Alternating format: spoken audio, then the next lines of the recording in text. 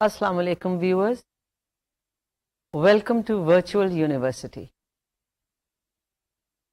One of the things you have to learn in studying English is how to express yourself in more than one ways. And this is best done by practice in paraphrasing. In today's lesson, you shall learn how to paraphrase. A paraphrase is the expression of the meaning of a passage in a different way. Paraphrasing is a writing skill, mind you, a writing skill in which an idea or ideas or information which is written, you rewrite it in another way, but without changing the meaning. It is, in other words, writing the given information in different words. That is, you rephrase the words without changing its original meaning. And paraphrasing is often used in place of directly quoting what a writer has said. It is a skill. I'm repeating this again and again. It's a skill. And it is used to rewrite short selections, a series of sentences or paragraphs. And a paraphrase is usually as long as the original text. And why? Because you have to communicate its full meaning, the full meaning of the passage. And a paraphrase, we find, is usually as long as the original text. Now, we will look at some techniques that can help you in writing a paraphrase. The first thing is that your paraphrase, it may contain some words from the original passage, but try to use synonyms wherever possible. That's the first thing. The second is that you change the direct quotations to indirect quotations.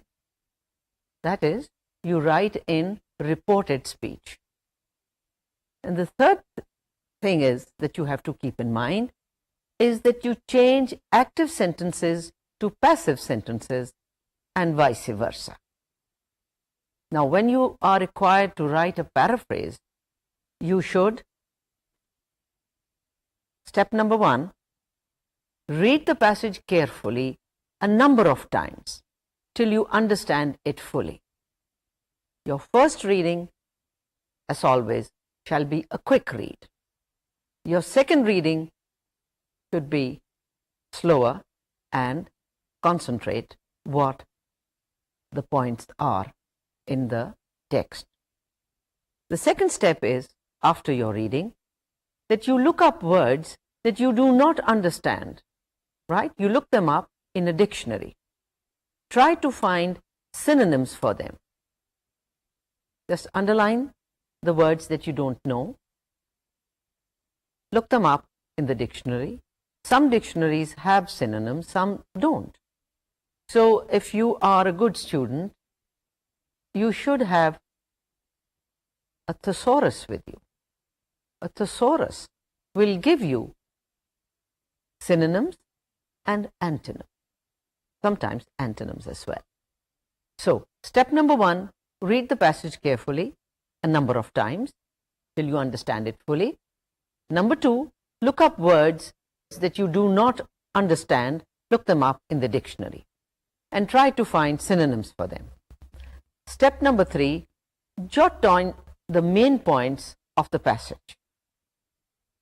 Right? Step number 3 is that you jot down the main points of the passage.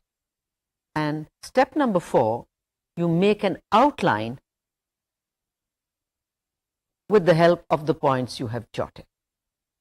You have the points and then you make a rough outline. Now we shall look at a passage. I shall read it out for you and you shall see how a paraphrase of this given passage can be written. It is the season of football, so this passage is about football. It is said that when in 1998 Brazil lost the World Cup to France, the Brazilians were so disheartened that one had the impression that a big national disaster had taken place and the country itself had died. They say that many did die of sadness. Defeat in championship matches has often caused heart attacks, and the despair of the public is usually so great that many take their own lives. Such is the passion of football fans.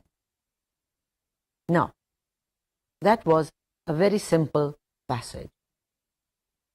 Now, you have to make an outline.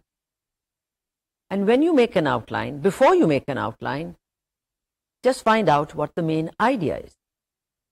And then the main supporting ideas or points. And the third is the primary and secondary supporting ideas, details. Now, you've read that paragraph on football. You write the paraphrase using your own words without omitting any essential idea. And step 6, the last step, is that you polish what you've written. By polish, I mean you go over what you've written, see if your connectors, sentence connectors are right, see if there are any ideas that you have missed out, and that is polishing what you've written. Now, shall we make an outline of that passage? Now, that passage was about Brazil losing the World Cup in 1998. That was idea number A. That was the first big idea. The second big idea, or the main idea, is that possible defeat causes strong reaction. And the third major idea is that football fans are very emotional. So, this is the kind of outline that we looked at when we were looking at essay writing. Right? Major point, Brazil lost the World Cup, and then you've got two supporting ideas. The first is that the entire country became sad. The second is that there were some deaths as a result of losing the World Cup. Point number 2 is possible defeat causes strong reaction. And this is general. Here, it's not talking about Brazil itself. It's just talking about how championship matches, defeat in championship matches, what is the reaction of the public? And the reaction is that there are heart attacks and some even commit suicide. So point number 2, B, is possible defeat causes strong reaction. And that is again subdivided into 2 points, heart attacks and suicide. And the third major point is that football fans are very emotional. That's the third major point. Now you've got your outline and you can write a paraphrase based on that outline. Now a paraphrase with that outline would be something like what you can see on your screen. And it is, in 1998, Brazil lost the World Cup to France. The entire country was overcome with sadness. Some people even died. Defeat in championship matches causes strong reaction among fans, from heart attacks to even suicide. Football fans are very emotional about the game. Now, if you noticed that you have said the same thing, what was said in the original passage, without changing the meaning, you have expressed it in another form, in another way. And that is what a paraphrase is about. You rewrite something that is given you and you say it in your own words without changing the meaning, and you may use different words, right? Now, let us look at another example. This is a longer passage, and here, because in the last passage, if you notice, there weren't any difficult or big words that you might not have come across. In this passage, we do have a number of words which some of you might not have come across. The passage is there for you to read, and I shall read it for you as well. And notice some of the words that you find are difficult. The best approach to students' cooperation is the organization of thrift societies. The principle of thrift is as important from the cooperative as it is from the educational point of view. Thrift gives a basic foundation to character, and it is easy to form this habit in one's early life. In the process of the formation of this habit, the young student will have to exercise rigorous self-discipline, which will not only have a great effect on his own spiritual life, but will react on his family, and through the family, on society as a whole. Now, in that passage, there are a number of words which you might not have come across. Words like thrift, words like rigorous. Now think of another word for thrift. For thrift, you can have the word saving, you can have the word economy, and rigorous. There are synonyms for rigorous, but you have to be careful when you're choosing synonyms. Choose the one that suits the meaning, that would fit into the sentence. Rigorous could mean firm, it could mean demanding, it could mean strict. Now, if you know the meaning of these words, that was step number one. The next step is that you write an outline. The first outline that you saw was in the form that you learned while writing an essay. Now, this type of outline that you will see now is what they say a sentence outline. You could have something like how students can best cooperate, thrift society, threefold value of thrift, foundation of character, formation of habits, exercise of strict discipline. And the result or effect of thrift, its deeper influence spiritually and financially. Right? That is another way of writing an outline.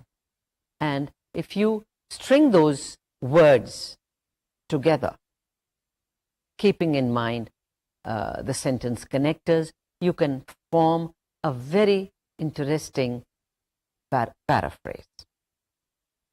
Let us look at another paragraph. Again, in this paragraph, and this paragraph is taken from Albert Einstein. This is a quotation from one of his books.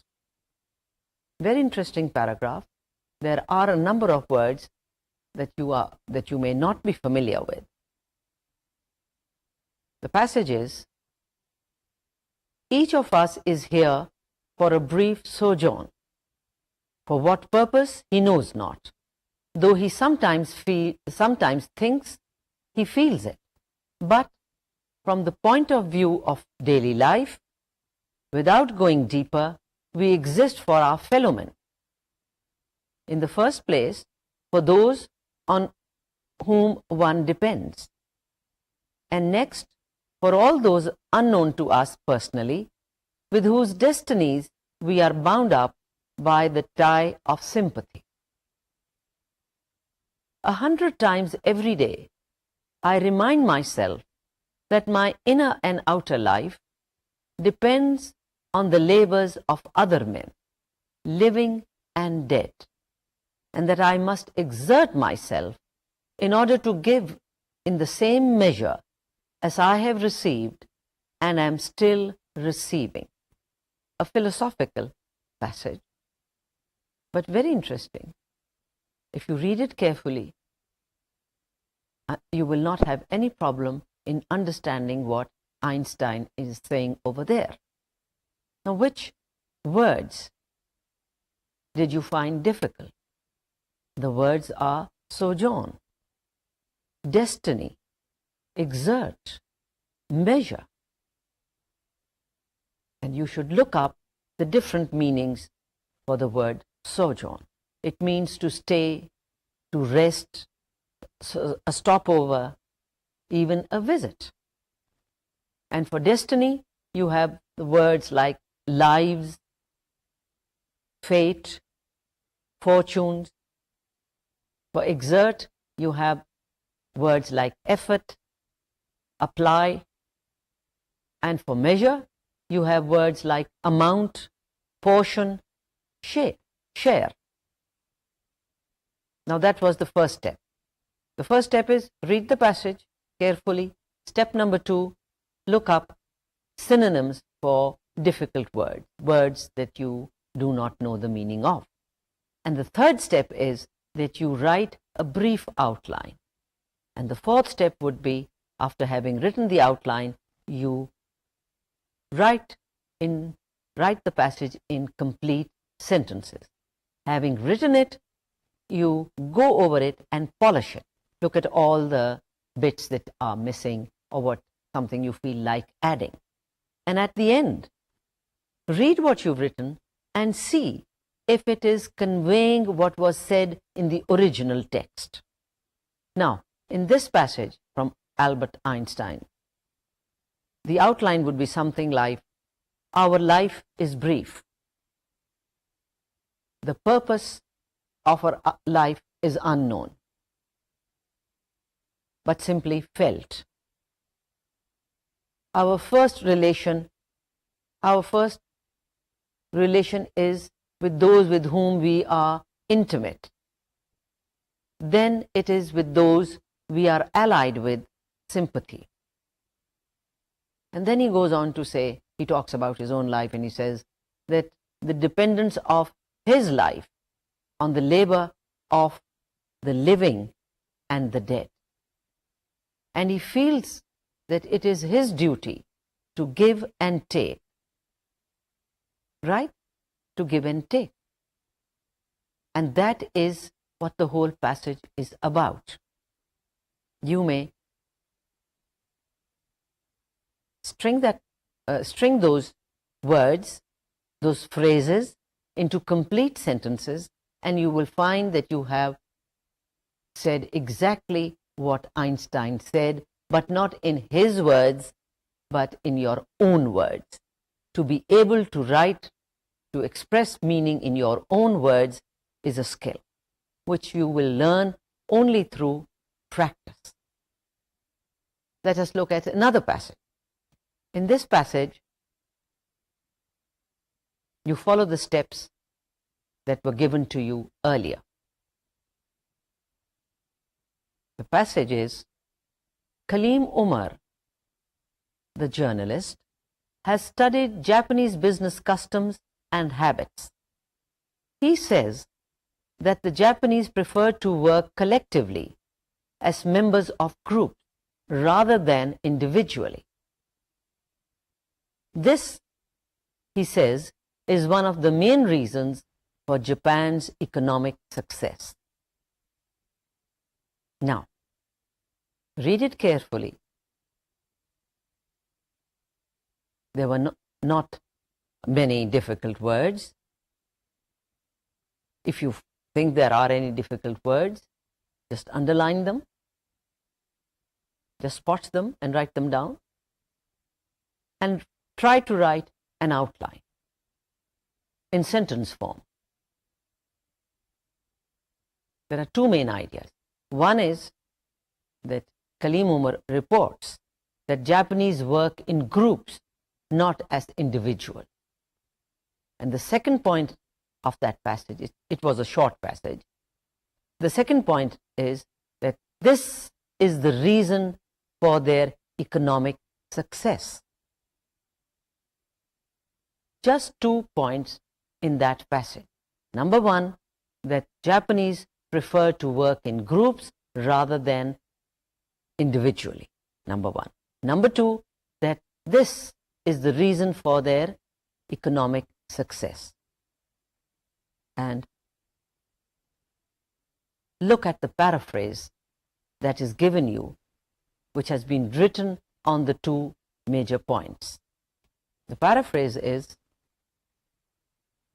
Kaleem Umar, the journalist, says that the Japanese like to work together in groups and not singly.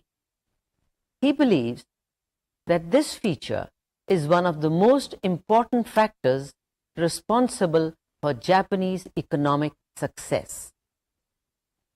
Now, did you notice that the paraphrase is very close to the original text? It has been rewritten in different words, but the meaning is the same. That is the crux of the matter.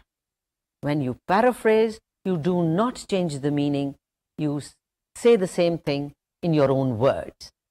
Right? Now we shall look at a poem. This is an example of a verse, a piece of poetry that has been paraphrased. A very famous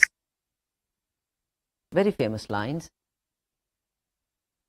Lives of great men all remind us we can make our lives sublime, and departing leave behind us footprints on the sands of time.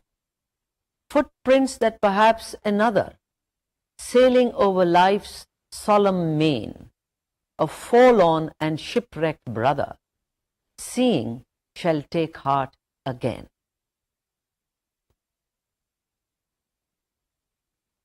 Maybe you need a second read. Read it again, and I'm sure you've got the general gist. The first step is look up the difficult words. The difficult words over there are sublime, solemn, main, forlorn. Right? Now, the first thing that you should do is substitute other words for sublime. Sublime, you've got words like lofty, exalted, eminent, grand, noble. Right? Forlorn. Forlorn means abandoned, deserted, friendless. And solemn. Solemn means serious, sober, grave. And the word main, M-A-I-N, main. Now main, if you've got a good dictionary with you, you will know that main has many meanings. Over here, it means the open sea. This is an obsolete use of the term. Now, why I have chosen this for you is just to give you practice.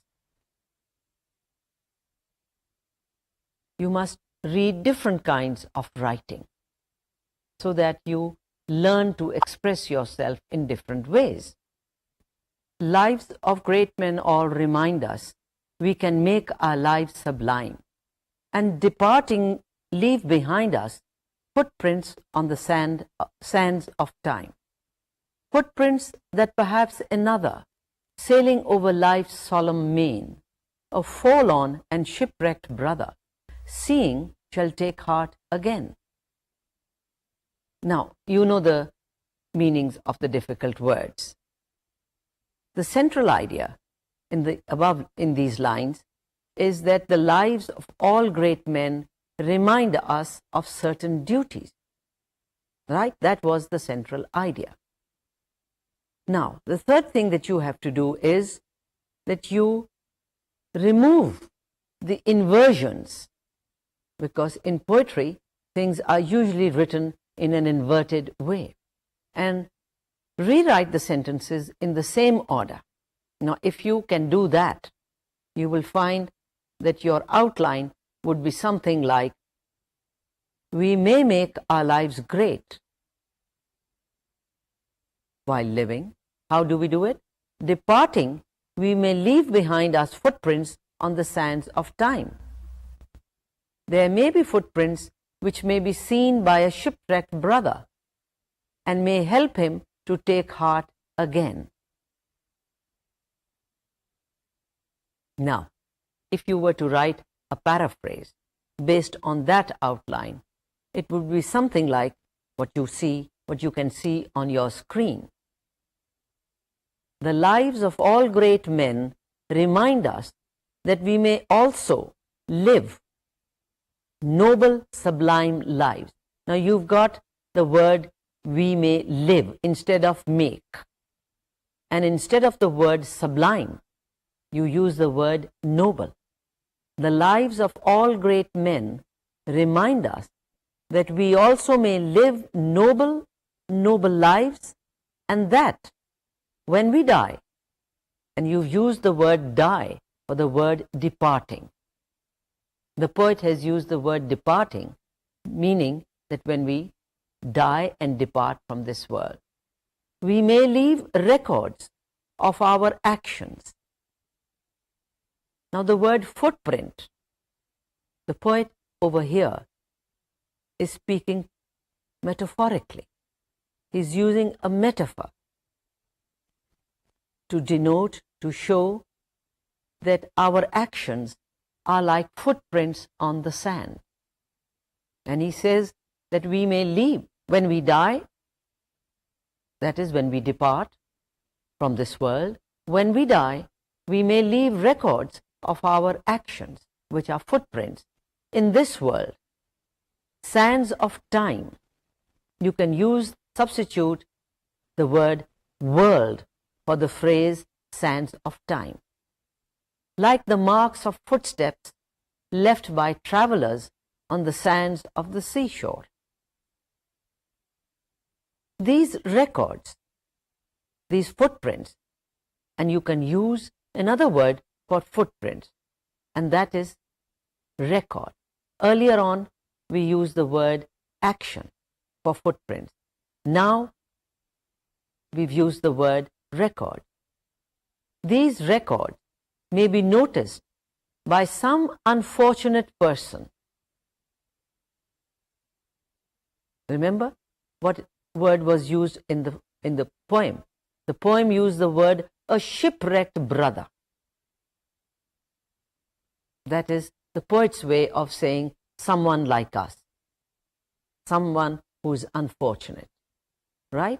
To be shipwrecked. He doesn't actually mean somebody who's fallen off the ship. What he means is that somebody who suffered a lot.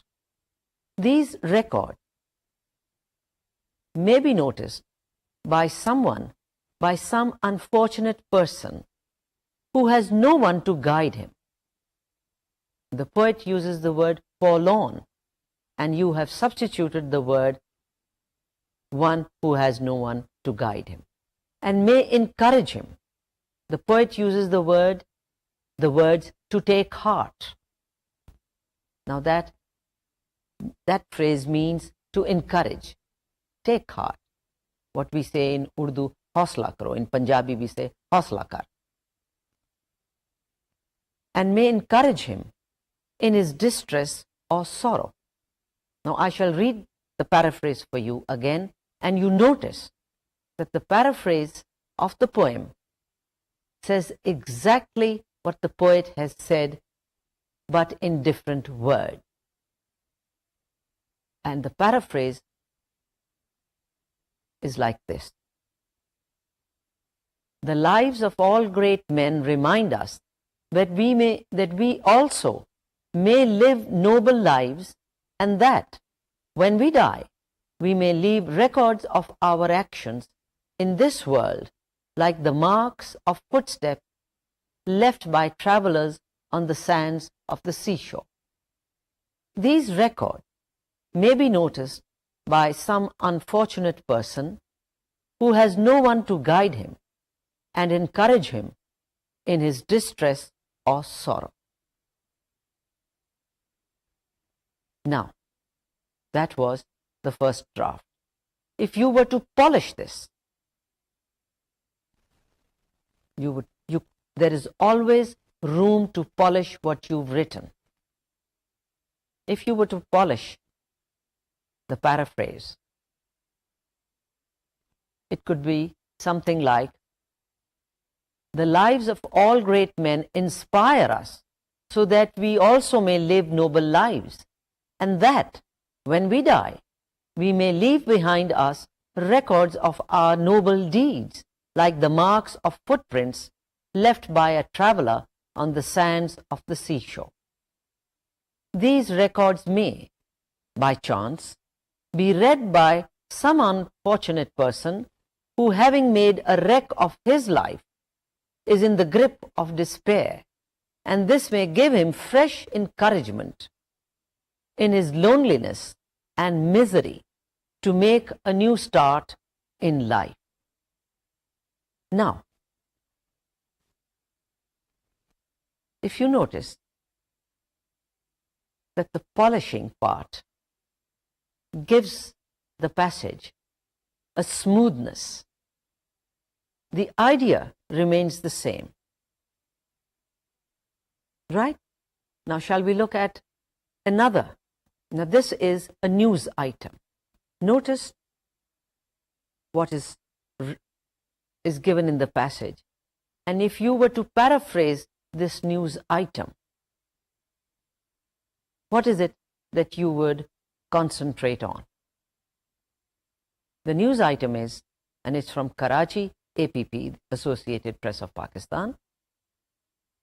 Rescue workers located the body of a new Karachi teenager on the beach at Clifton one day after a sandbar where he was walking with his friends washed out in the rising tide. Police sources said the body of Muhammad Irfan, 15, was recovered on the beach on Sunday morning. The body was found 2.5 miles away from the area where he fell about 6:15 p.m. Saturday afternoon. The boy and his friend, Ali Zaman, were walking on the sandbar with other teens when the sand washed out from under them, said the victim's mother, Zainab Khatun. Passers-by pulled Ali Zaman to safety, witnesses said. Now, if you look at that passage, a lot of information is given there. But there is some information which you may easily leave out without changing the meaning of the passage. Not a difficult passage, very simple. This is journalistic writing, the kind of news that one reads every day in the newspaper. Notice it is not a philosophical passage like the one from Einstein, or like the poetry bit that you had. This is ordinary English. But again, you can leave out certain information without making any changes in the meaning. Let us look at the paraphrase. You can say the whole thing in 2 sentences. On Sunday, the body of a young man who was drowned while walking on a sandbar, washed away by the tide, was discovered at Clifton Beach on Saturday afternoon. His friend, who was with him at the time of the accident, had been rescued by passers-by.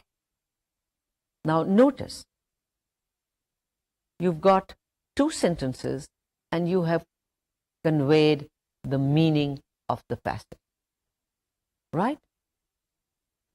Now you have some more examples of paraphrase. Look at the first quotation, and that is from a quotation from Walt Whitman, the American poet. Very interesting. It is one sentence in which he says, "The narrowest hinge on my hand puts to scorn all machinery." The narrowest hinge on my hand puts to scorn all machinery. You've got two words over there which you might find difficult. The word hinge, right? Hinge. And the other one is scorn. What is he saying? The poet is saying that the smallest joint in the bones of my hand is far wonderful. It's a far more wonderful thing than any machinery. You can say it in your own words. The poet is saying that the smallest joint of the bones of my hand are a far more marvelous thing than any machinery made by man. Right? Now, here is another example. The main argument in favor of keeping the death penalty for murder is that it will frighten men out of the desire to commit the crime. In other words, it will act as a preventive. Right? Two sentences. You've got the main idea. The idea is that hanging people for murder does not solve things. It has not stopped people from committing murders. So that is the main idea. Now you say it in other words, in your own words. And you can say something like, the main argument for retaining capital punishment for murder is that it will act as a deterrent. Right? Number 3, sample number 3. This is a quotation from Benjamin Franklin. There are no gains without pains. Then help, hands, for I have no lands, or if I have, they are smartly taxed. There are no gains without pains. Then help, hands, for I have no lands, or if I have, they are smartly taxed. What is he saying? In very few words, he's saying a lot of things. There are no gains without pains. He is saying that you can't earn anything without work, without labor. Nothing can be gained, nothing can be earned, nothing can be got, if you want to use very simple English. Nothing can be got without working for it. That if you were to write stylishly, in good English, you would say, nothing can be earned without labor. Simple English, nothing can be got without work, without working for it. So set to work. Then he says, then help, hands, for I have no land, or if I have, they are smartly taxed. So you would say, so set to work my hands. He addresses his hands. He addresses his hands and says to them, so set to work my hands, for what land I have is heavily taxed. Right? Sample number 4. no man is so void of understanding as to prefer war before peace. For in the latter, children bury their fathers, in the former, fathers bury their children. Now, in that passage, you have to be very clear what latter stands for and what former stands for. Former stands for peace, and latter stands for peace, and former stands for war. And you can rewrite this in simple English by saying, no man would be so stupid as to prefer war over peace. For in peace, the young bury the old, which is normal. While in war, the old bury the young who die fighting in war. Now, in this paraphrase, exactly the same meaning has been conveyed, but in different words. Let us look at a few more samples, and these are the following two are samples which were seen in a hospital, a notice in a hospital. The notice said, applicants are requested to state the reasons for any exceptional treatment they require. Now, this could be paraphrased into very simple English by writing, applicants should state why they need special treatment. There's another notice. This is again taken from a notice. It says, all drivers and visitors to the hospital are strictly forbidden to park in or on the verge of the road. Attention is drawn to the fact that a public car park is available in Millet Street. Now, that was a very roundabout way of saying something. You can say it in simple English that no parking on this road. Use the park in Millet Street. Right? Now, there's another sample, and you will find this very funny. This is the type of notice that officials usually write. It says, civil personnel will halt here and report their presence at the guard room. They will on no account proceed further till vetted and granted clearance by the security officer on duty. Offenders are warned that any failure to observe these regulations will result in detention and prosecution. Now, you can say this or write this in simple English, that all civilians will report at the guard room for permission to enter. I mean, it sounds very, very rude. Offenders will be prosecuted. Right? Here is another example. And here, this is taken from a circular, a school circular. These are the kind of notices that the government sends to schools.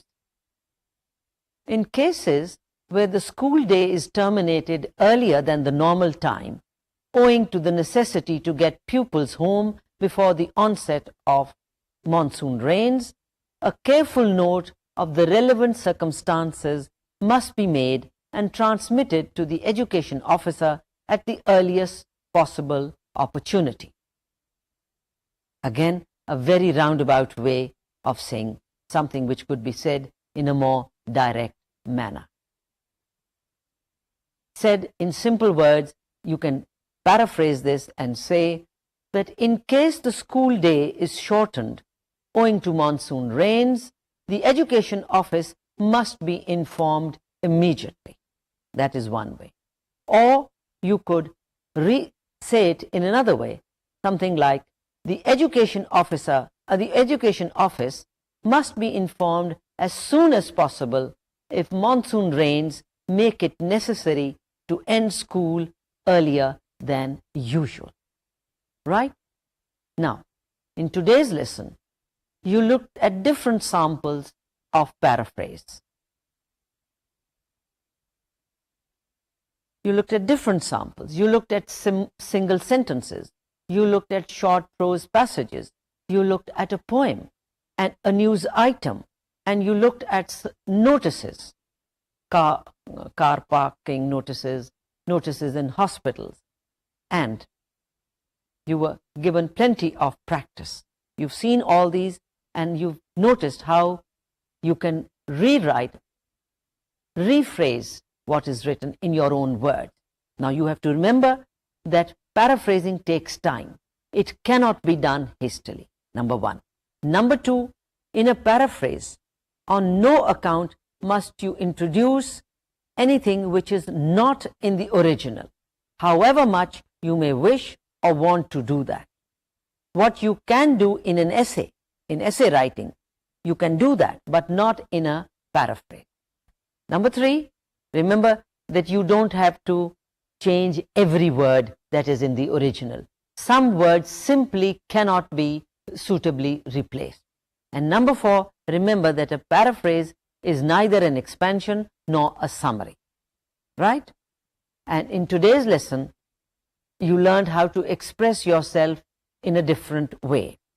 Paraphrasing is a very useful writing skill, and it goes a long way in helping develop your writing ability. Allah Hafiz, see you next time.